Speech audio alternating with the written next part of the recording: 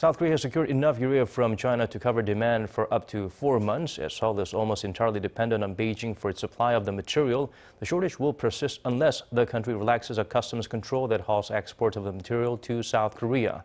Sungmin has our top story. South Korea's efforts to secure more diesel exhaust fluid are bearing fruit. The largest portion, some 19,000 tons of urea, will come from China, with almost 3,000 tons already on its way to Korea. The rest is waiting to clear inspection. For a given amount of urea, 3 times of the amount of urea water solution can be produced.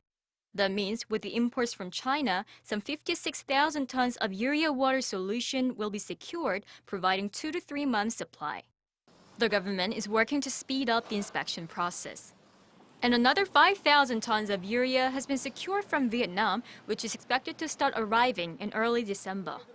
This amount, however, has to be confirmed first to see if it can be used for vehicles. If not, the Vietnamese imports will be for industrial use. Also backing up the fluid supplies is the 27,000 liters, or some 26 tons of urea water solution from Australia, which is set to arrive back in Korea on Thursday on South Korean military aircraft. Though the supply is relatively small, it is enough to cover emergency uses like for ambulances.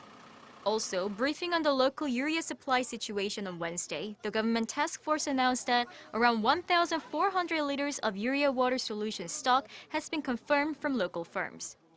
Added all together, the secure supply of urea water solution from both inside and outside of South Korea amounts to at least 71,000 tons.